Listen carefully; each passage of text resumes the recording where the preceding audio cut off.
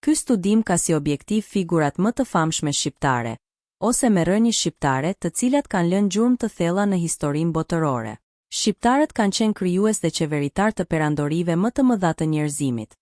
Perandorit si ajo e Aleksandrit të Madh, Romës, Bizantit dhe Osmanëve, janë në thelbin e tyre krijuar dhe drejtuar nga shqiptarët, apo nga paraardhësit e tyre, pellazgët dhe ilirët.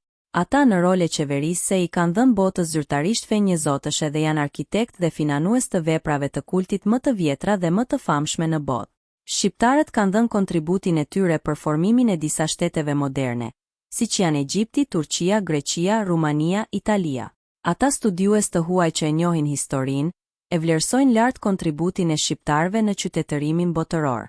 Një nga këta është Amerikani Williams, i cili e dënon ashpër persekutimin e shqiptarëve në shekullin e duke thënë: "Është një tragjedi te çdo përfytyrimi që kjo racë e madhe dhe shumë e lashtë të katandiset në këtë gjendje. Kjo mënyrë meriton të quhet skandali i qytetërimit evropian. Ka ardhur koha që të njihet e vërteta historike dhe t'u jepet shqiptarëve vendi që meritojnë për kontributin që kanë dhënë në historinë e qytetërimit botëror."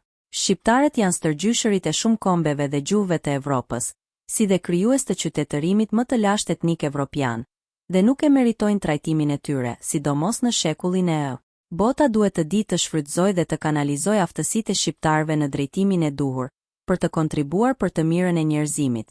Për ta bërë këtë, ajo duhet së pari të njohë historinë e vërtetë të këtij kombi.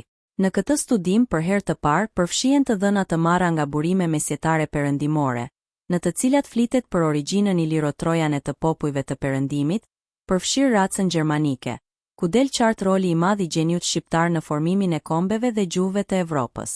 Këto të dhëna mendoj se meritojnë të shqyrtohen me kujdes nga historianët shqiptar dhe të huaj, për të nxjerrë në pa të vërtetat historike, të cilat për një historian janë thelbësore, janë mbështetur në burimet historike parsorë të antikitetit dhe mesjetës, duke i krahasuar këto burime me njëra tjetrën dhe me të dhëna nga burime të tjera.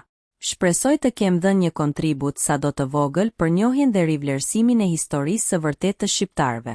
Falenderoj Zotin e vetëm të gjithë njerëzimit, të cilin e dua më shumë se çdo gjë në këtë botë, i cili më ka dhënë vullnetin për të studiuar dhe çdo gjë që kam.